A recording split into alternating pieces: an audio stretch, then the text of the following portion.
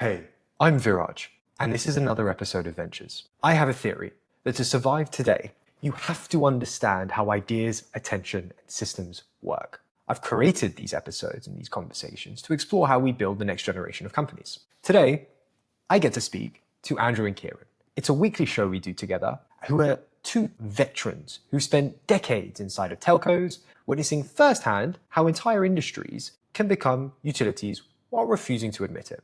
As you hear, they'll bring a fascinating duality, Andrew's engineering pragmatism, that perfectly balances Kieran's delightful cynicism about human nature and corporate behavior. In our conversation today, we touch on a multitude of different things, but the key points, the monopoly paradox, how Google's dominance in search is finally cracking after 20 plus years, and why monopolies both accelerate and suppress innovation, and how companies use open source as a weapon against competitors rather than altruism. Digital drugs for artificial minds, how we might create psychedelic models for AI to generate truly unexpected outputs, the mesh network rebellion, how open source communication devices are enabling peer-to-peer networks that bypass traditional telecom infrastructure, why this terrifies possibly both governments and corporations, and what happens when citizens can communicate without permission.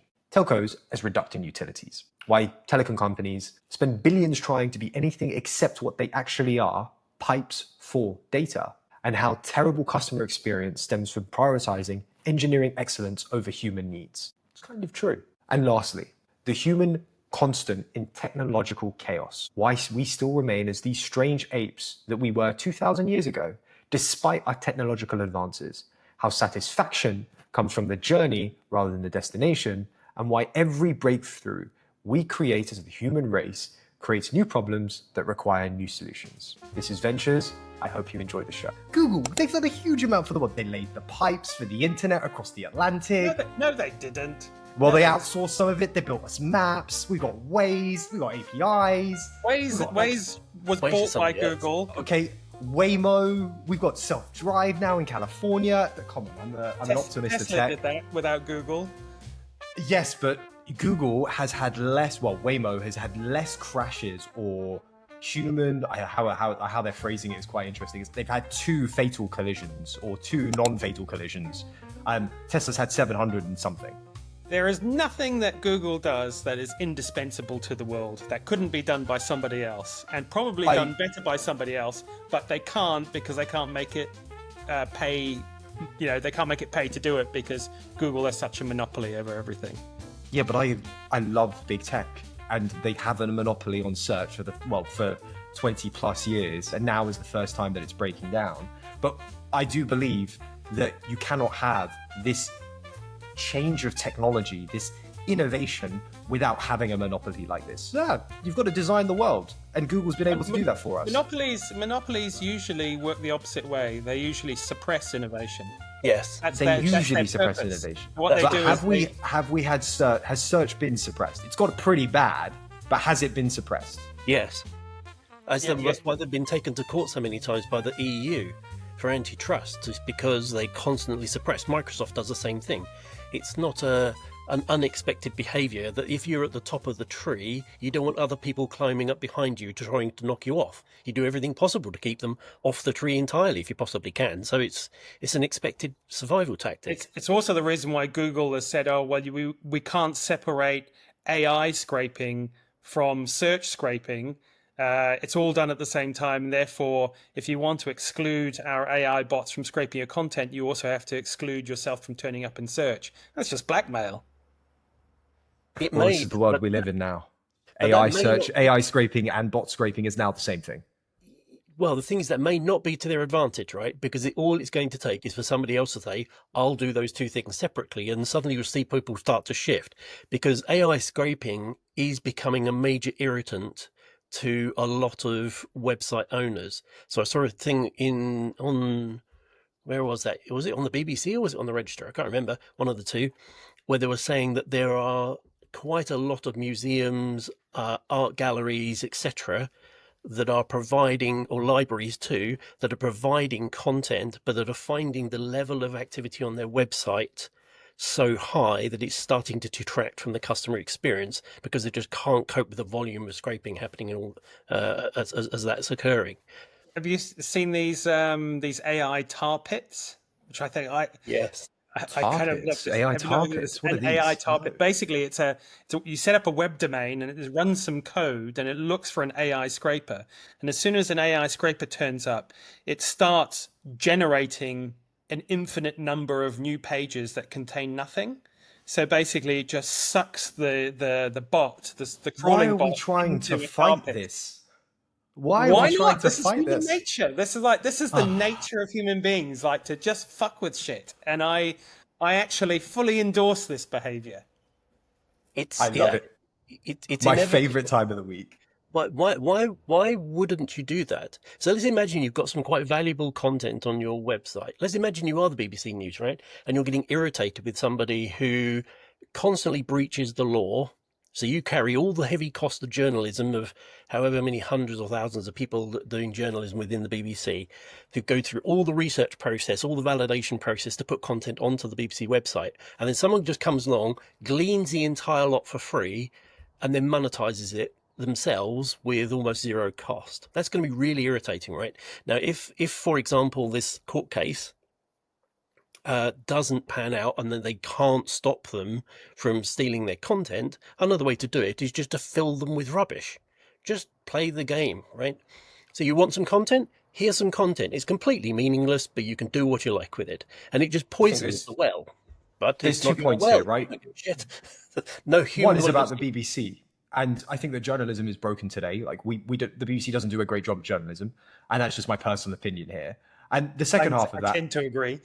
right? And it's like it was a world-renowned media outlet. Today, I think I only watch BBC News when I go abroad and watch the world media. Right? It's one of my favorite things to do.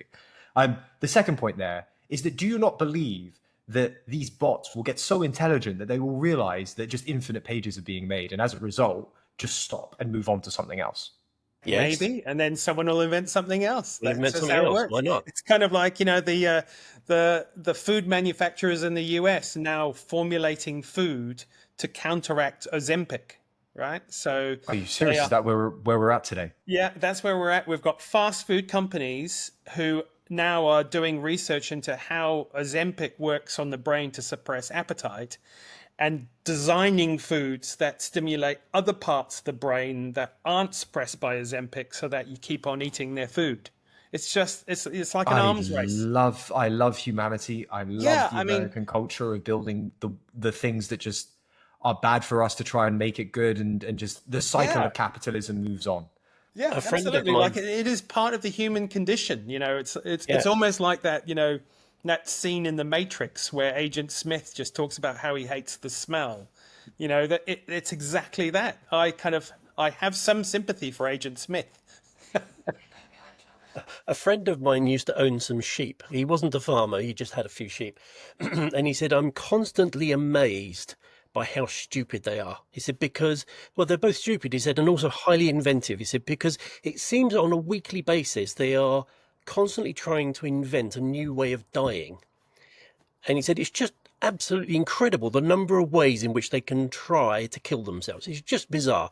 And I thought, well, I don't know that they're really any different to humans. Humans are pretty good at finding ways of killing ourselves. Not necessarily directly, but we're pretty good at finding indirect ways of trying to cause ourselves trouble, which puts us in danger of our own behaviour. It's just, we can't seem to help ourselves. I think a lot of this makes sense if you read Douglas Adams. I think he describes a lot of aspects about human nature that actually are so true. And once you just accept them, you know, it's like, Wonko the Sane, the guy who built his house inside out because he read, was it on a toothpick? It had instructions for use. And that was his final piece of evidence that the world had gone insane and that he was in fact the only sane person on Earth. So he built his house inside out so that he was on the inside of the Earth and the rest of the Earth was the outside. And so you could say that he was he constituted the sane planet Earth. I think it's a brilliant concept. I think someone needs to build some of these like opposite models of humanity where it's just the most insane things, and someone needs to keep it in a very locked box on the internet so that we can access it once in a while, right? And not just let it roam. Someone needs to build? Tell me. Someone needs to build digital drugs for AI. digital drugs for AI. I think that's what grok is, right? It's the different personality traits. No, like, if you think about, as much as we might moralize about drugs and everything else, we have this kind of, everything about humanity is about duality, right? And the good and the bad. And on one hand, schools will tell you, they'll tell kids that taking drugs are bad and you should avoid drugs. At the same time, they'll also make you learn about Edgar Allan Poe, right? Whose writing was almost entirely fueled by drugs. So, Kieran, can I pause a second?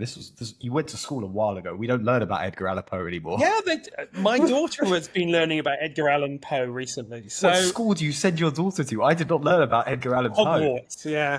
Definitely. My school, my university was the closest thing to Hogwarts, and we didn't learn about Edgar Allan Poe.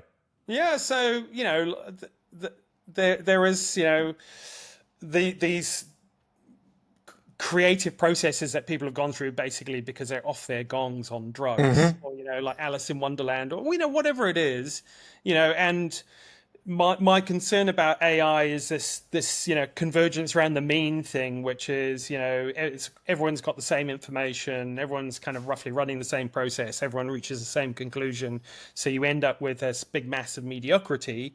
And what humans add to the mix is this totally batshit thing that you didn't expect, because they've gone through some bizarre psychological process to join dot A with dot Z, and obviously people who have like Edgar Allan Poe or any number of other artists you can think of who've taken mind-altering substances to produce artworks that are just bizarre and weird and different, that has produced an outcome. So why couldn't you have effectively a drug that you would give an AI tool to create or to mimic that same kind of outcome? I really like this idea. It reminds me a lot of grok and its personality traits, as I mentioned, of like, it has this weird angry mode and then like a lover mode where it talks to you differently. But like, I was watching the Anthropic team talk about how the AI thinks and the circuit thinking that it does. And so it opens up like a scratch pad, and you can see how the logic that it does to try and get to an answer. And I think last week we were talking about how if you ask it a question and you give it, like, is 4 + 4 16? It will tell you it's 16, even though that's incorrect, right? Because it's trying to work backwards from your answer, as a lot of us have always done. Now, if you try and implement like this drug into that process of the circuit thinking and say, actually, do this, and whatever happens, it'd be very interesting to see how it thinks on that digital drug. And maybe we'd get a better understanding of our own brains, because it's sort of a reflection on humanity. Yeah, exactly. Like, if we thought about how a drug behaves in the human mind to create the outcomes that it produces, like cannabis, filling the synaptic gap with THC or whatever, and that producing alternative routing through your brain to produce weird outcomes or whatever. Could you synthesize that in an AI environment to replicate different kinds of outcomes? So then you have ChatGPT on LSD mode, and you get a completely different level of creativity out of it. Or we could just find a way to prompt it better, Kieran. Could it though? Could it actually mimic it itself, or is it is it just it trying to pretend? It's kind of like saying to somebody who's never been on LSD, pretend you're on LSD. Yes, but it would have all of the research papers and the experiences it's scraped off Reddit to try and replicate that. Maybe. I mean, there we go. There's a little prompting exercise. As a person who's tripping on LSD, then ask it a question, or ask it to just produce replicate. something. Just take the persona of Rick Rubin. Well, no, because that's Rick Rubin. That's not that is one instantiation of someone on LSD. We're talking about. Okay, I see what you're trying to do, and try actually think like someone who is on that drug. Yeah. This is going to be a great thought experiment. I might try that a bit later. I'll ask Claude to act as if it's on LSD and give it a task to do and see what happens. I guarantee you the ethical parameters will stop you from doing that. I'm sure it will do, but I want to see some sort of psychedelic Python code or something. On the topic of code and openness and thinking about things in different ways, before we started recording, we're talking about, well, Andrew has been finding nice things. And one of the things he has found is an open source product. Andrew, can you tell me about this a little bit? I enjoyed the LinkedIn post. Yeah, so it's a peer-to-peer radio communication device, which is used for very low bandwidth, long range communications, or long range in comparison to other forms of radio we're used to. And its purpose is that it removes the need for a mobile network for those sorts of communications. So it could be used in emergency communication type situations where you lose the mobile network or you lose all power, for example, because it's all battery driven, then it can still stay up. It's quite resilient because it's run as a mesh. So if you lose nodes in the mesh, it doesn't matter because it will just find another route round. So it's quite handy for those sorts of circumstances. And as So if I'm on a there used to be a network like that. It was called Tetra. It was it was the emergency services network, and it was capable of operating in two modes, either like a peer-to-peer, what do you call it, hub and spoke type base station with handsets connecting to it. But in the case that a base station was taken out, it could mesh between handsets as well. Has a number of drawbacks in terms of data throughput and everything else, and overhead that it carries. How does it operate peer to peer? Can you explain that for me? Because I don't quite understand. So basically, as you go past another device, so let's imagine you've got one in your car or you're walking around with it, as it identifies another node, it will say, do you want to connect to this node? So basically, and does that happen automatically? Do you know what? I didn't see that in the reviews whether it was automated or not. I don't know. Maybe that's even a setting you could fiddle around with, right? And that's the thing, right? It's an open source piece of software that's applied to a piece of hardware, and there are multiple hardware providers, and then this open source software that sits on top. So that feature as to whether you want it to automatically connect to other nodes or not connect to other nodes is just a matter of changing the code. It's, as my old head of front end used to say, it's just software, so anything's possible. I mean, it's kind of how AirTags work as well, right? Or tiles, where like an AirTag doesn't have network connectivity, it has Bluetooth. The only reason why you can track things, an AirTag relies on another Apple device being nearby and picking up that AirTag and then broadcasting it into the network. And then if it's your AirTag, you can see where it is. There are two threads I want to go down on here. One is your experience in telcos, and actually something that I picked up on VivaTech, but the one that's more current on this topic. Why did you find this interesting?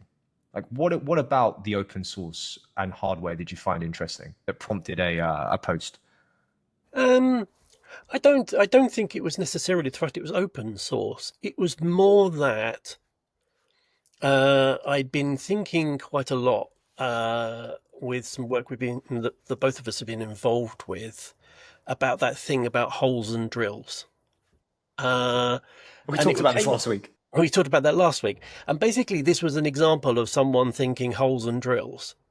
So, for most people, when they think of communicating some data, they'll go and pick up something straight off the shelf and just go, oh, that'll do.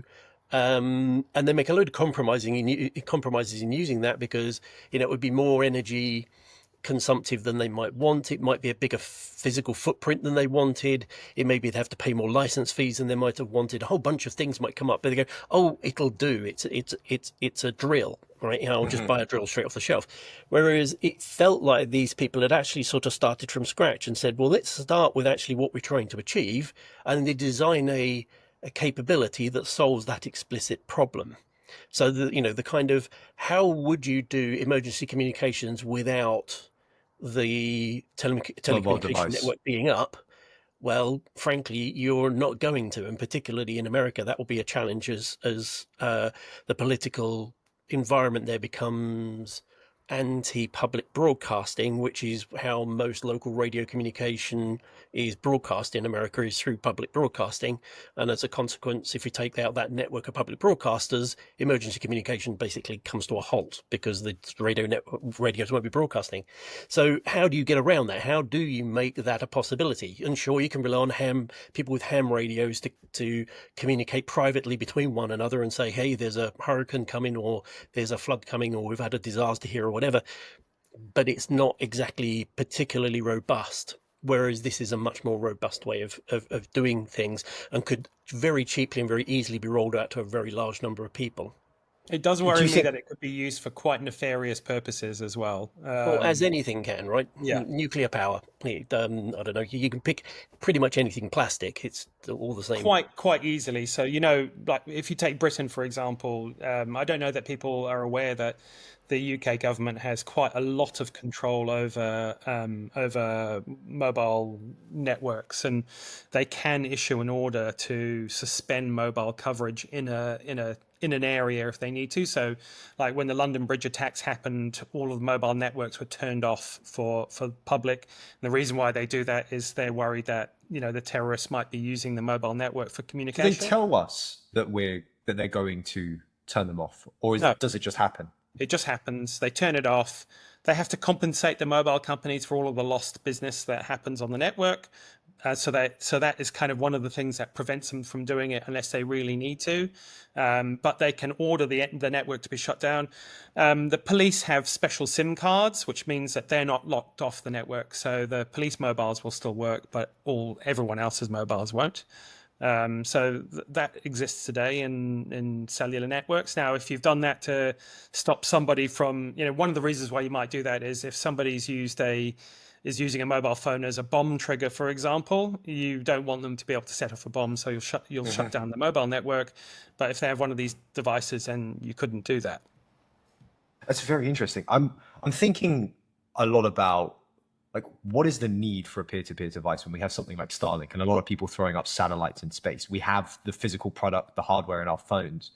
And why do we feel like there's a push towards open source happening?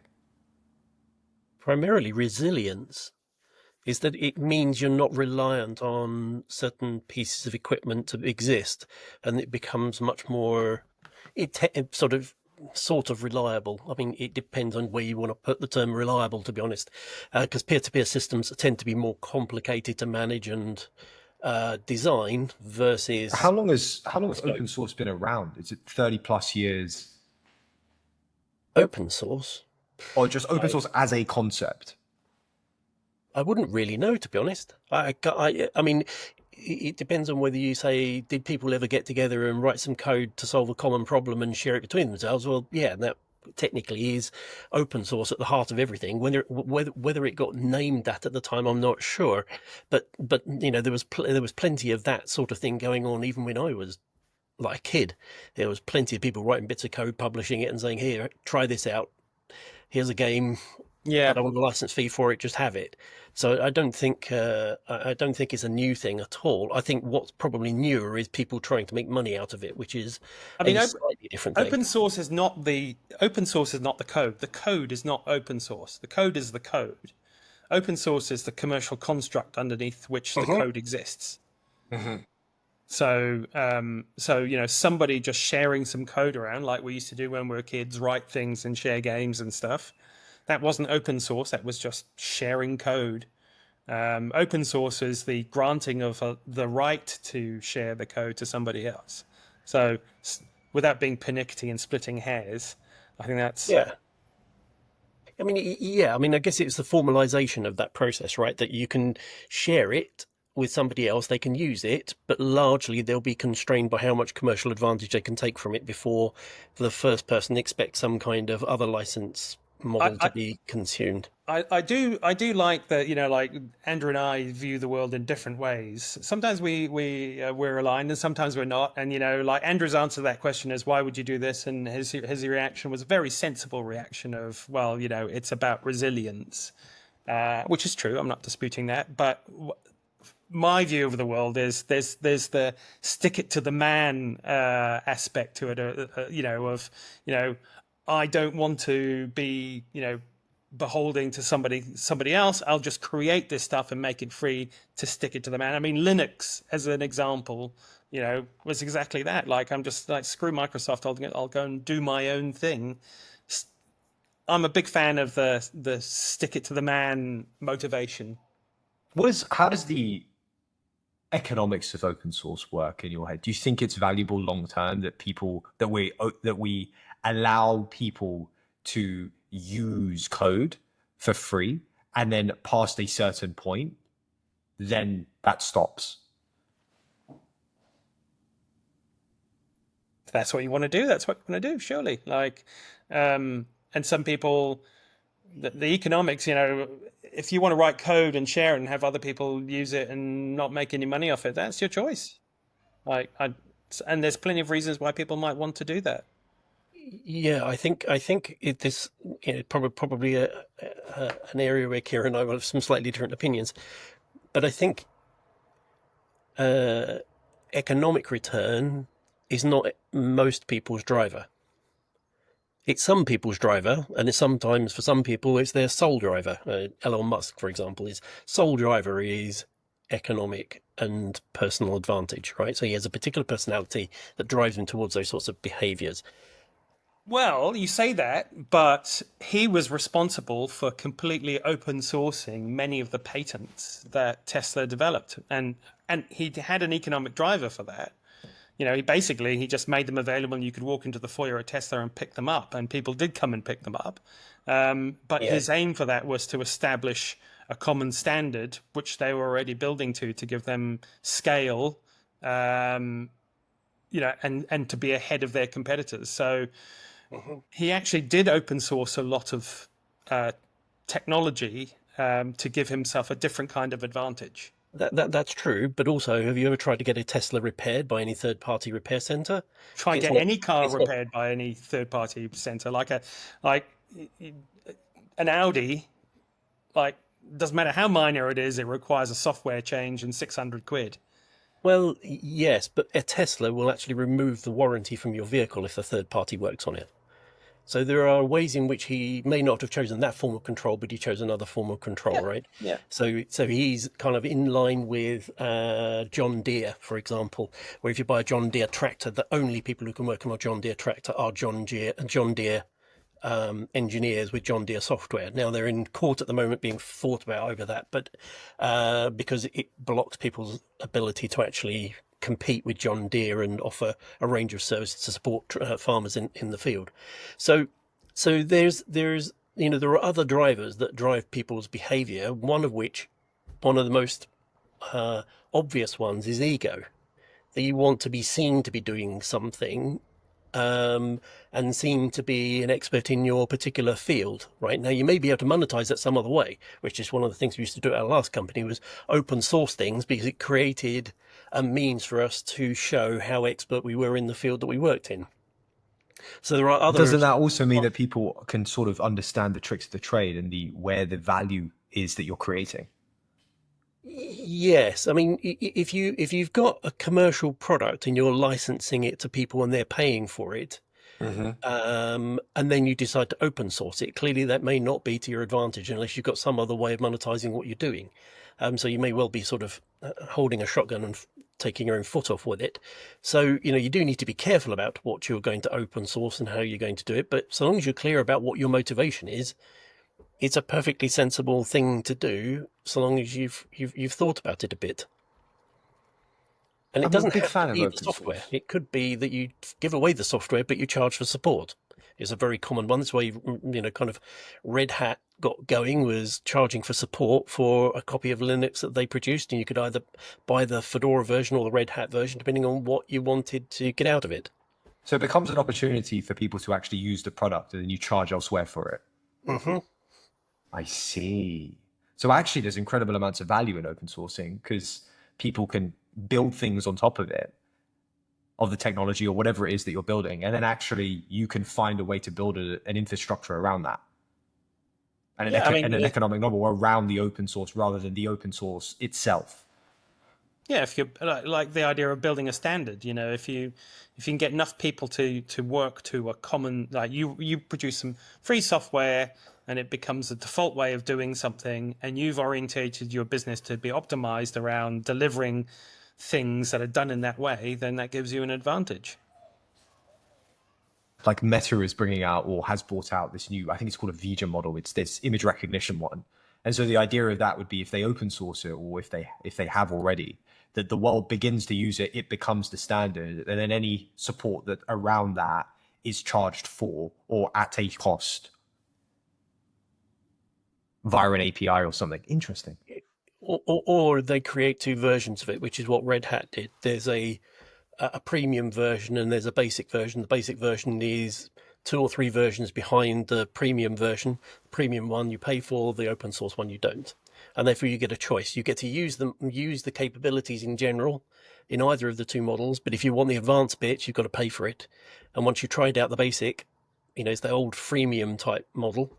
I've tried out the basic version. I quite liked it, but actually I want those features that are in the charge version. Therefore I'll use the charge version. It's just the basic model now is a little more powerful. Or you might use it to undermine your competitors as well. So if your competitor has an advantage in some particular area of software, for example, and that's where they extract most of their value, you might write a competing piece of software but open source it to basically destroy the value that they're creating from their proprietary software. Okay. You see, that makes a lot of sense. That's stick it to the man with Kieran. Well, I mean, that's one man sticking it to another man. Quite literally. You might do that to deliberately undermine a competitor, for example.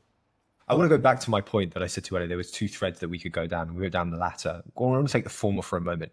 When I was at VivaTech 2 weeks ago, I was listening to PwC and Orange, the mobile network, talk about trust, AI, sovereign AI, and how telcos are going to play a large part in how to build trust with this intelligence. Given that you've both spent some time with telcos, I just wanted to understand what that meant. I didn't have time to go up and ask them afterwards, but just first thoughts around that. Do you think that the telecommunication companies actually will help in how this intelligence is adopted or not? They don't do anything out of altruism. And I would say, I mean, the reason why I don't work in telco anymore is because they're just not that important anymore. Telcos are the utility that refuses to believe it's a utility. Like, the one thing that you can piss telco people off with is by telling them that they're a utility. And they will absolutely dispute that they are not a utility, but that's exactly what they are. And they always have aspirations to be something else other than a utility. I think the telcos that just accept that they are and do that job well are probably going to actually be quite well run. It's the ones who want to do all kinds of extravagant things and spend money on all sorts of things, believing that there's something else. The wave of telcos going, oh, now we're suddenly broadcasters, we're going to do BT Sport or whatever, that cycle that everyone's kind of been through, where they thought, oh well, we'll just leap into the up the value stack and we'll claim all the value that sits underneath, and that's not how it works in the end. So I'm somewhat cynical about telcos. In fairness, that was quite a, if I dare say, cockeyed way of doing things when they did that, because the logic for that was, we can move up the value chain because we can do integrated billing. And again, you really started your thought process with, tell me about that. Bill, and that's the advantage that you've got. So basically, one of the big costs in running a utility is billing. It's horrendous because it's so complicated. And that's why utility bills are often so wrong, is because it's immensely complicated, because they're running different tariffs for different people at different times. There are different discounting mechanisms. There's all sorts of regulations about what they can and can't do. So it gets horribly, horribly complicated between all the different products. So setting up these billing systems is very, very expensive, in the tens of millions to get an at-scale billing system up and running. So their thought process was, each household is buying broadband, they're buying mobiles, they're buying TV, and they're buying something else, whatever I can't remember what the quad play angles were in the end. I know there's a triple play, and then there was quad play came after that. The mobile, landline, broadband, and TV were the four angles to quad play. And their thought was, well, rather than having 4 billing systems, which if you have 4 different companies doing this thing, that you need to have 4 different bills arriving at your house and so on and so forth, surely consumers would absolutely love it if they just had one provider for all these things and they just got one bill per month. Mm-hmm. And sure, there is probably some advantage to that. But unfortunately, also consumers don't like concentration risk. They don't like having everything with one particular provider and relying on that one person to get everything right for them. And as a consequence, it didn't really pan out the way they expected. And it ended up being much more fragmented. Well, they all adopted all these services, and each of them now trying to cross-sell between one another to get all the coverage they expected to get for themselves.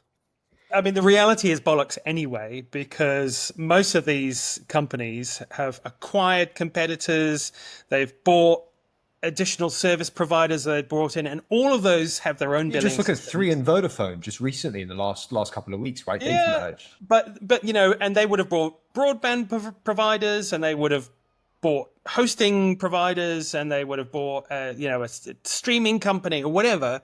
And all those companies they would have bought will have had their own billing systems that were specifically tailored to the services that they offer, that wouldn't be in a standard telco billing system. So what they do is they have this kind of Russian doll of billing systems that sit underneath each other. And then they have a master billing system at the top, which is just empty, and it has dummy codes in the billing system, and then it pulls codes from that billing system into that billing system. So it's all kind of like the shell game, where eventually it all comes up to like one thing that produces your bill, which is wrong. Well, this is absolutely hilarious. It's just a charade. That's just so that in technical terms, that's the separation of billing system away from billing formatter. So that top system is in reality a billing formatter, because it takes data from somewhere else, sticks on a bill in a format that's predefined, whereas the revenue actually flows into the other billing systems for recognition and reconciliation. Rating, then billing, then formatting. Yep. So it's complicated. I used to work. So the incumbent telco I used to work for in New Zealand had a bespoke billing system built for it years ago. Had the very amusing name of ICMS, which is like ICMS. It was built by IBM. IBM built the billing system. They set up a development center in Wellington in New Zealand, and that development center, its one product was ICMS. And their aim was, we're going to build this. The entire development center's single product was ICMS. Yes. There was one billing system for telcos, and their idea was that we're going to build this prototype or build this billing system for Telecom New Zealand, and then we will take this to the world and we'll sell billing systems to all the telcos around the world. That makes sense, right? Like, that's logical. Yeah, except they never sold another one. So why? Well, because it was shit. Aside from that point, I got that. It really was, and basically we had so there was, it became like a mainframe. There were some people that knew how to operate it, and they were like, well, by the time, I don't know if it might still be there to this day, I don't know. But when I worked there, there were people who'd worked in billing for 30 years. Turned up in their, brown cardigans and used to look after the billing system. And if you wanted to do anything new, you had to go and get a new billing system to do it, because that thing couldn't be touched. And all it could do, it could charge for telephone calls, is largely what it could do. That's what it was built for. Because when it was built, that's what telecoms companies did. They just did phone calls, but it wasn't designed for doing anything else. And so then all these other billing systems had to be built. And then when you wanted to create something, you had to create a blank space, a dummy code in the billing system to pull the number from the other billing system into it so it could produce a bill. I really feel like telecoms has had its day in the traditional sense of where we are currently. all these companies are going to start doing is just buying slots on the satellites, right? That we're building and throwing up in space in low Earth orbit, right? How is this even going to work anymore? How are they going to make money? Well, they used to. The way in which they used to make money, right, was by selling an application, which was called telephone calling. That was the application. Then think about it. That was their product that they were selling. Yeah, and they used to make a ton of money on it, right? So you had this application that you could pick up a device and you could press a number and you could talk to somebody else in real time, and you paid by the minute, and you made a ton of money off it because virtually every part of that process was sunk costs. They'd built the underground cabling, they'd built the exchanges, and then once you'd spent all that money, every time someone picked up a phone, it was just printing money. So that was a great business model. And then broadband came along, and people started building applications over the top of broadband, right? So now I could use WhatsApp or Skype or whatever, and suddenly the value of the actual landline telephone call was eroded. The telcos still picked up all the massive capital costs of putting fiber in the ground. That's a really expensive process, right? You have to dig up the road, you have to put fiber optic cable in, you have to fill it in. There's lots of regulation, But we don't need to do that anymore.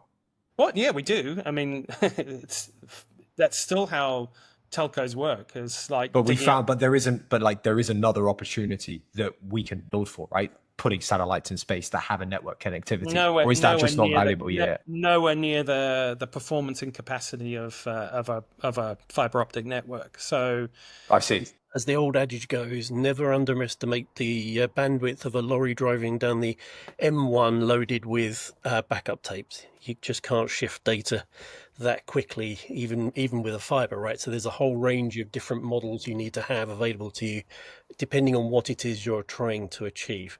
And yeah, fiber is still the premium means by which you move data.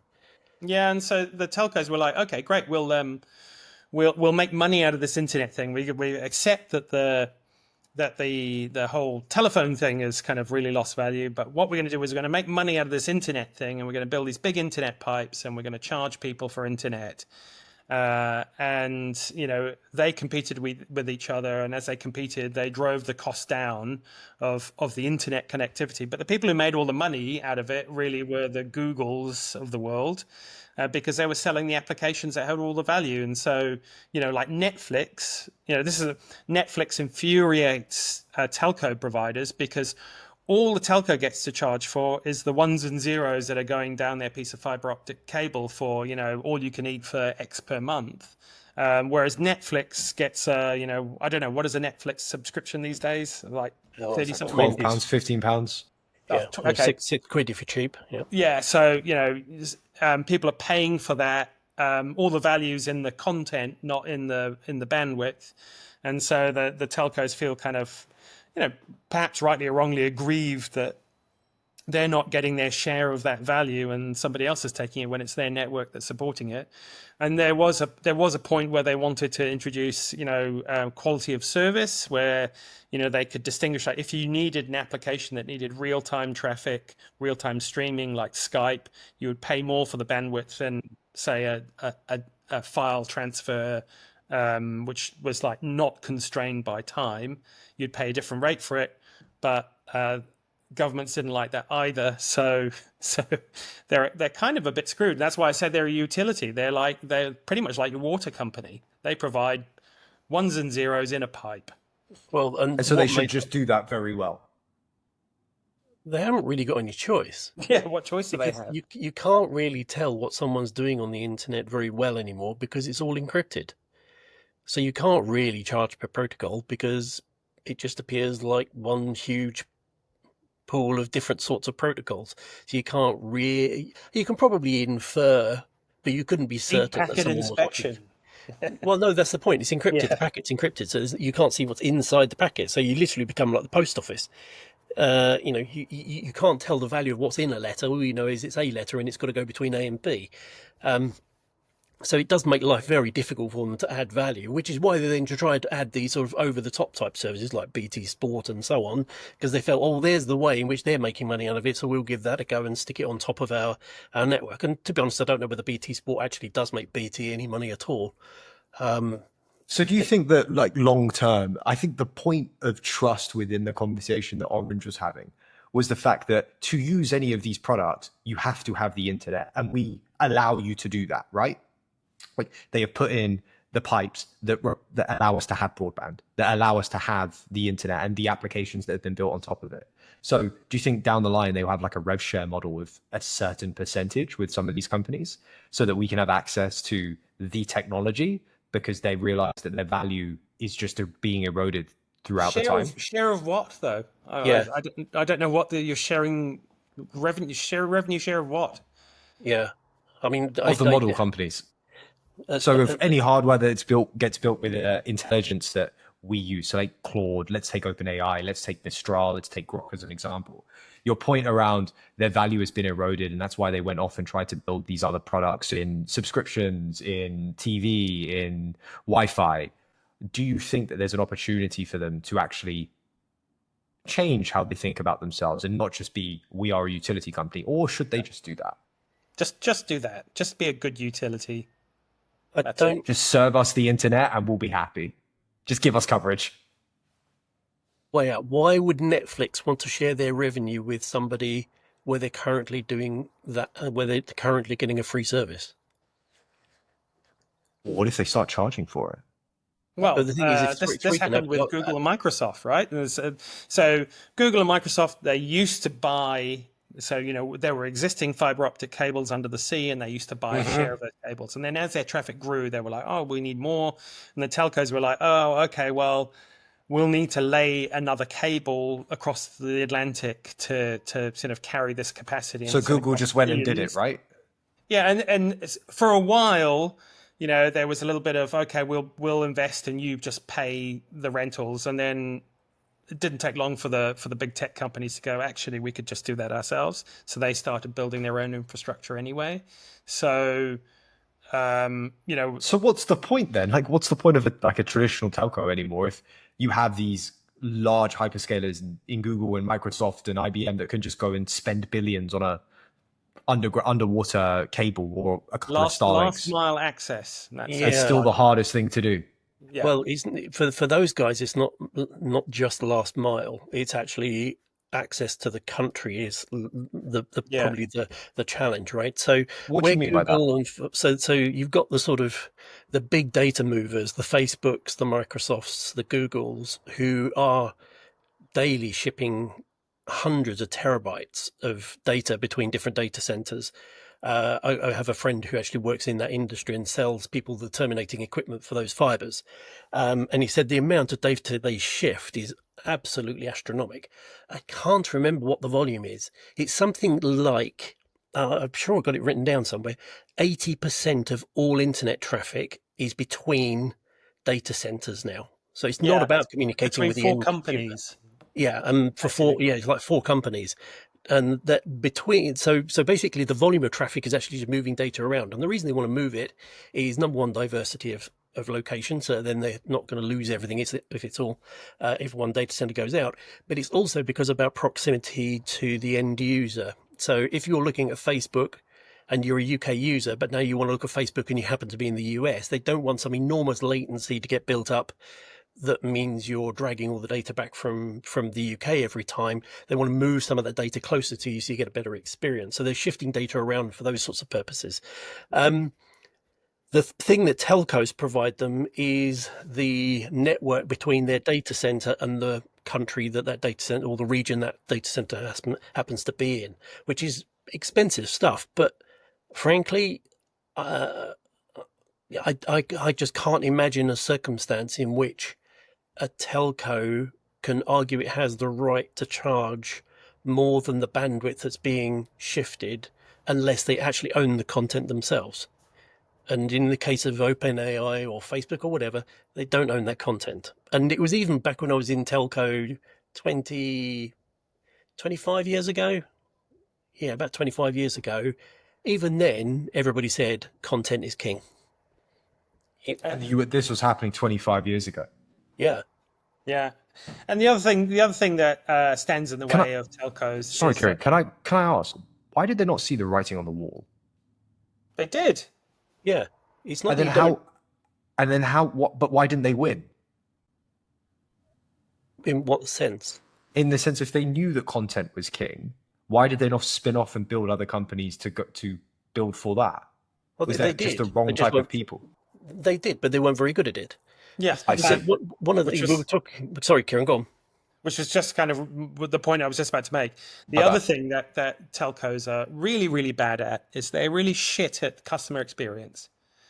Because it's just not in their DNA. It is so true. For years, my 3 app would have to go to billing. I'd have to go off the app onto the internet to access the billing. And it's like, just do it in the application. So there's I think there's a fantastic, every industry has its own psychology, right? And based on what's important in that industry. And in telcos, there are very smart engineers who do very clever stuff with networks and everything, like super smart people that do stuff. But engineering is the number one task, right? Mm-hmm. Making sure you've got a network, making sure it's resilient, making sure that it fails over, doing all of these tasks. Their worldview is always from an engineering perspective. And when you build something that costs hundreds of millions or billions, you've built it, and then it's very hard to change it without spending billions more. So you need to, you've built this thing and you need to operate it in a certain way. And that is the thing that dominates the minds of telcos, right? It's the engineering, the technology, building the resilience, all that kind of stuff. The customer service layer over the top of that is always a secondary thought. No one goes out and says, I'm going to build an excellent customer experience, and it might have a bit of a shit flaky, network underneath it. That annoys people. So everything else is built around the network. And so that's the reason why their customer experience is crap. I mean, I subscribed to BT Sport a few years ago, and I was quite amused because it was classic telco customer experience. I signed up, and then I got a series of emails, like around about 10 emails throughout the whole provisioning process. Like just even the notion of a provisioning process that exists in telcos, right? It's a sequence of events that sets up your service that you're subscribing to, and they're built in silos, so it goes from the customer service silo into the next network, one, to the next one, to the next one, capacity planning silo into the network configuration silo, into the service readiness silo, into the billing silo, and what have you. And telcos take a lot of reassurance from that. Like, we've got this bulletproof process, and that's what they're very good at doing, building vastly scalable bulletproof processes that don't go wrong, even though you do them millions of times. That's what they're exceptionally good at doing. And they're very proud of that. And then they like to tell people, because look, we've got this process. So what do they do when you subscribe to BT Sport? You get rammed into a telco billing system, and you get a telco email alert 10 times to go, your request has now moved into provisioning. Your billing has been set up. Like, I don't give a shit. I don't care what you're doing in the background. You could be waving a magic wand and pulling a rabbit out of the hat. Don't give a shit. All I want is my service. I want what I've paid for, and I want it now. I don't care what magic you have to do in the background to make that happen. But telcos feel the urge to tell you that, because we need to give you the reassurance that stuff is happening and we're on it. It's like, I was never disputing that. I just want my service. So I was very amused by the way in which they thought they were being, communicative and showing me that stuff was happening and I should be reassured by that, when I didn't really give a shit about what was going on in the background. Could have been a fish on a bicycle.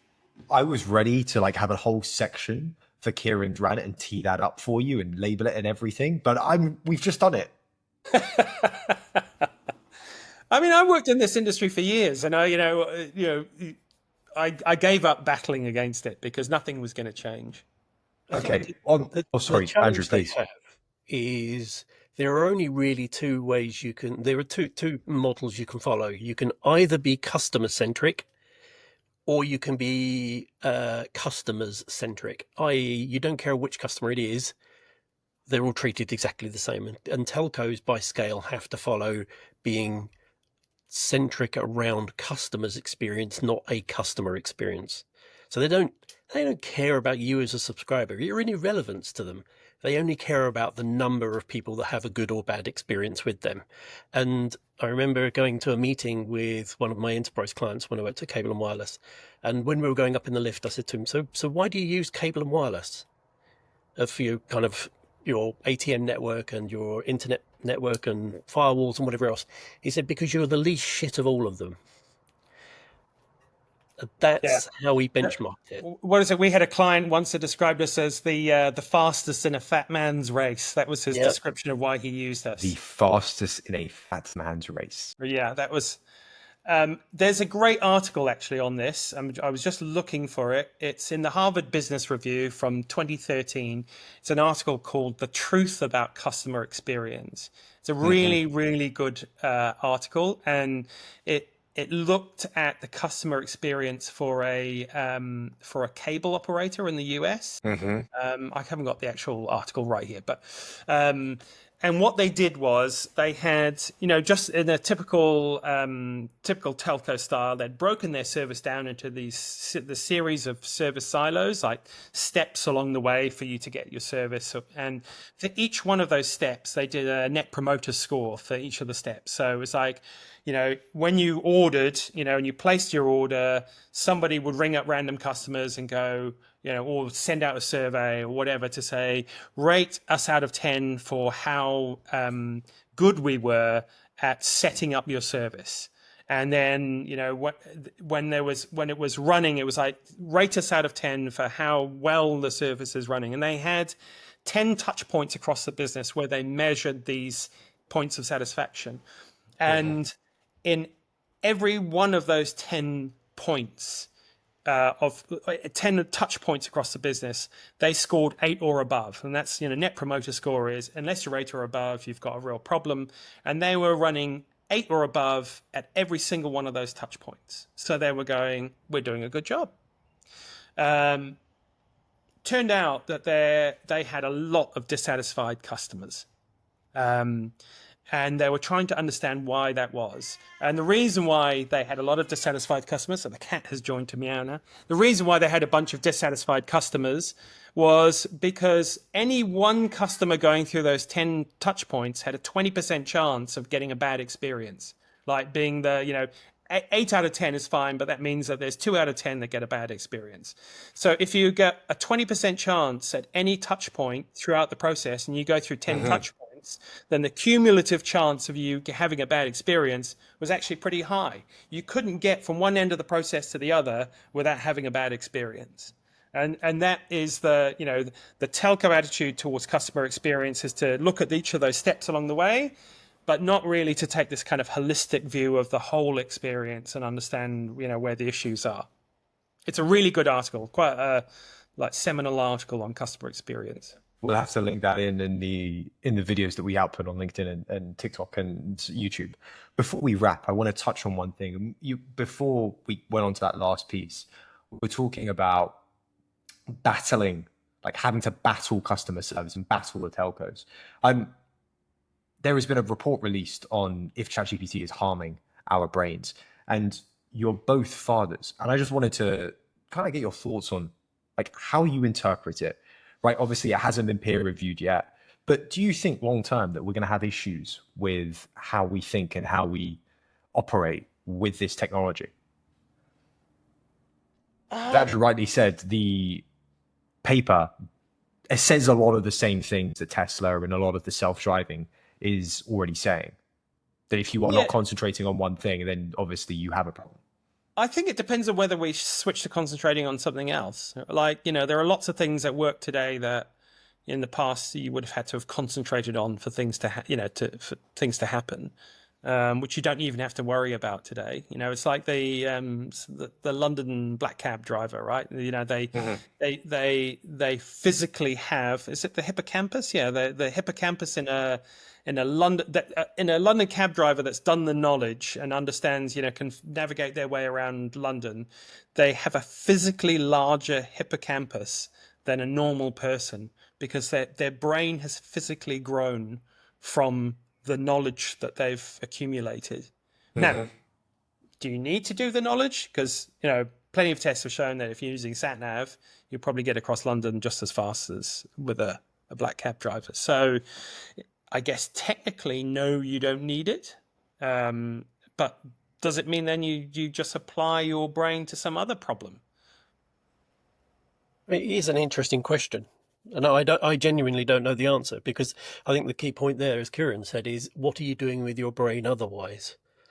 Because we're definitely not thinking, because we're probably scrolling on TikTok or Instagram or reading BBC News. So that's the thing, right? So there was a study recently that was published by GDS, the government procurement function, and they'd rolled out Copilot across government over a fairly extensive period of time, and they reckoned on average it saved a civil servant 26 minutes a day.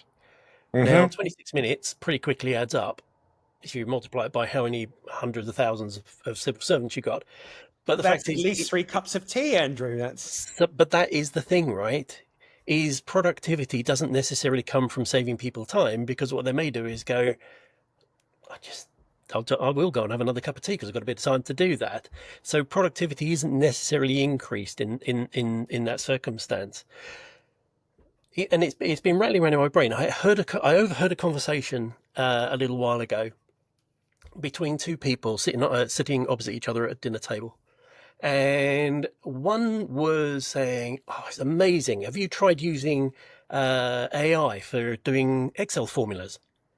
And the other person went, "No, because I know how to write Excel formulas. I pride myself on the fact I know how to use Excel, so I wouldn't use AI for doing Excel." And and the other person's like, "Oh, it's brilliant. It's just amazing. It saves me so much time. I don't have to think anymore about doing that." And I was sitting there thinking, what's interesting about that is how people react to the use of AI in a different way to they react to other things that are very similar. So let's imagine that you met someone who said they'd written a book, and they'd actually handwritten it themselves. They'd literally sat down with a piece of paper and written it out by hand. You'd go, yeah, that takes a lot of skill, because they can't even really change what they've done apart from repeat it on a brand new piece of paper. It's a very painful exercise to go through. It takes a lot of brain structure to be able to do that on a paper. Doing it on a typewriter, fairly similar, probably speeds it up a bit because you're not handwriting, but it gets a bit faster. But it doesn't undermine the structural process you've got to go through. If you start moving that into a computer, suddenly life gets a little bit easier for them, because now they can restructure the content relatively easy and cut and paste between pages, and they can find and replace and do all sorts of things. But it still requires a significant amount of effort to get them to that point, and a significant skill set and a lot of time to have learned to be able to do that. If they get a ghostwriter in, suddenly they're incredulous. They're an absolute idiot. Nobody wants to pay any attention to them. They don't know what they're doing. They're not a subject matter expert, really, because clearly they can't write their own book.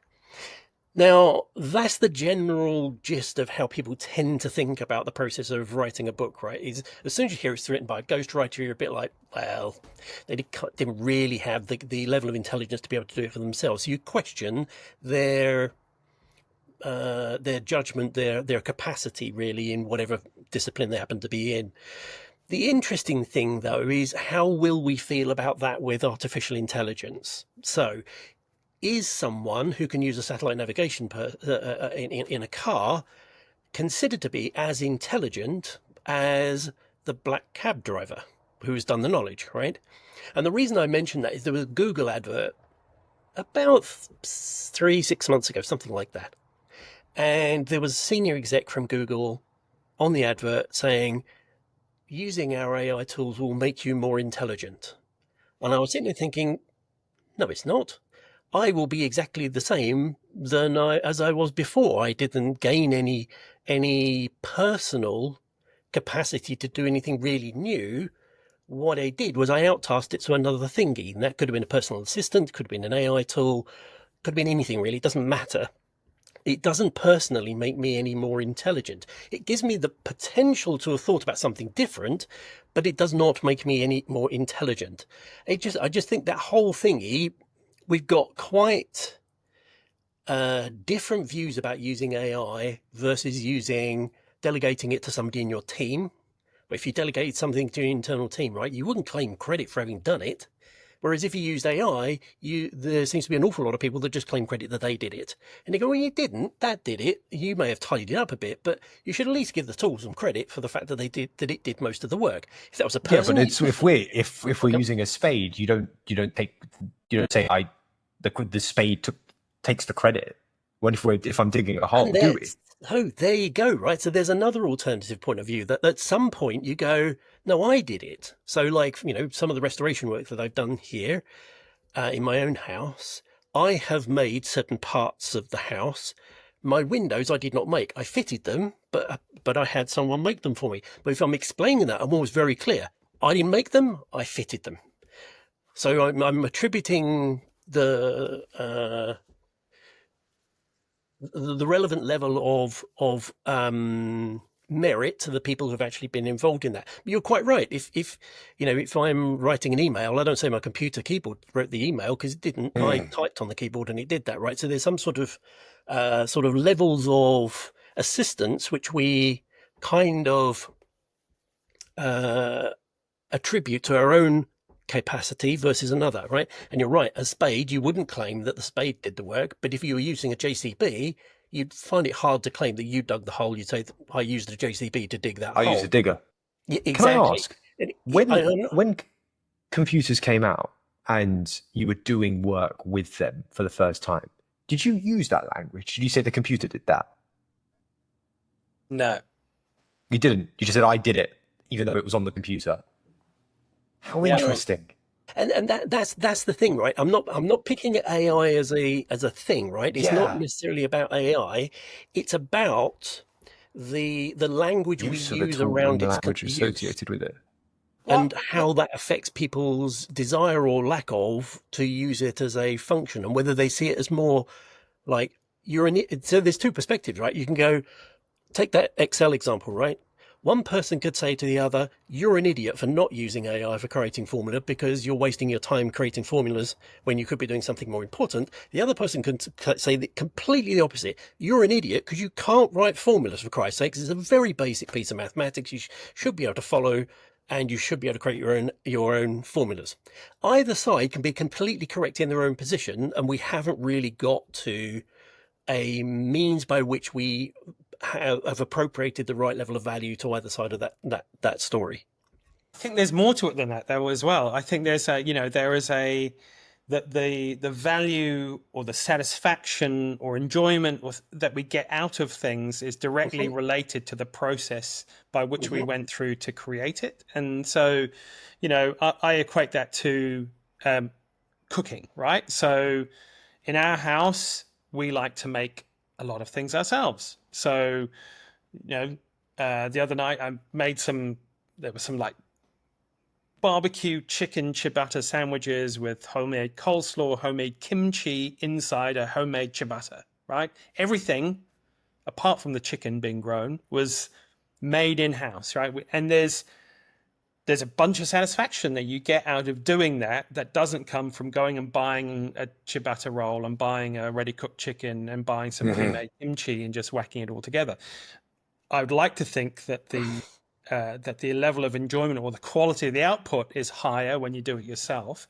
And there is research that shows that people who make their own food get more enjoyment out of the food, and also they're less likely to be obese. So obesity is lower in households where people make their own food for, a bunch of different reasons, not least of which because you've got control over the ingredients and everything else, but also that people who eat food that they've made themselves get a higher level of satisfaction out of eating the food, and, they feel more rewarded out of it. So, you could argue objectively that, my homemade chicken sandwich is no better or worse than a chicken sandwich made with a bunch of bought ingredients, but the level of satisfaction that you get from one or the other is vastly different, and the amount of value that I would associate with that is vastly higher. Now, some people would go, I can't be asked for that. Like, what a waste of time. Why would I do that? I get zero satisfaction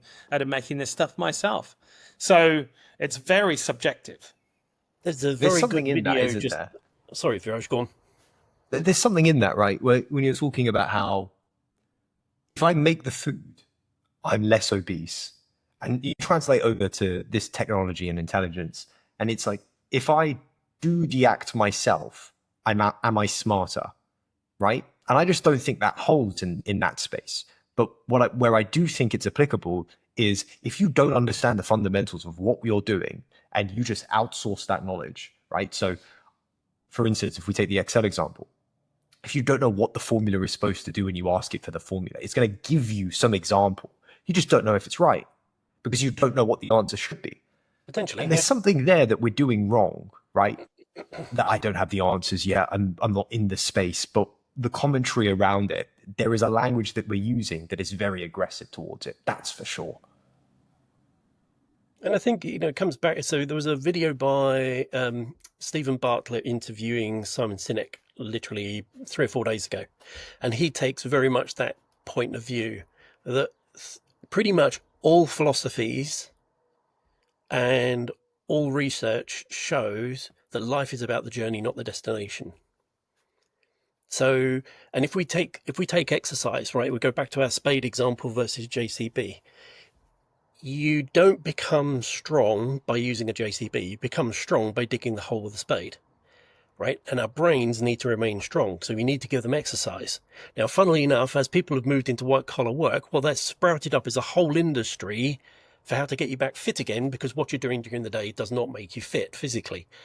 Now, whether we're going to get the same thing with AI, right, that you end up with, in work, you use AI an awful lot, and then you need something else to give your brain exercise because you're not exercising your brain appropriately whilst doing your other things, is difficult to tell, right? But that's definitely what happened with physical work, is a whole industry's popped up to try and extract cash from your pocket to go sit on a bicycle somewhere when it's already happening. It's already happening. Like, if you look on social media, the number of people that are making, basic shit, bread baking, making your own soap, people making things that, like, why would you do that? Like, there's no economic argument for doing it. It doesn't save you any money. It uses up time. Why the hell would you do that? But there is some level of satisfaction that comes from doing even the most basic things yourself. And there's something about us as a species where that's actually pretty important and quite rewarding for us as a species to just do some of these basic things ourselves. It's like gardening. People who have a garden, generally their levels of happiness are higher, and they've shown, like, people who are in tune with, and I don't mean like kind of in a hippie sense of in tune with the seasons or what have you, but people who are in tune with the kind of the natural seasons and what happens tend to have measure much more highly on a bunch of I need to find this because I remember reading it a while ago, tend to be happier and have higher self-esteem. And you're like, well, how are those two things even related? But fundamentally, there's something about us as,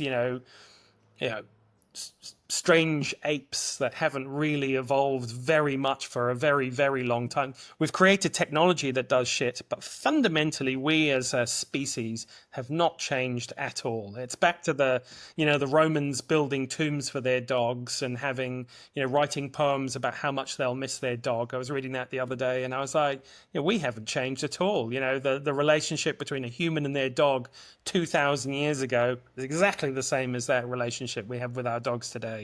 We are the same monkeys that we were 2,000 years ago and probably another 10,000 years before that.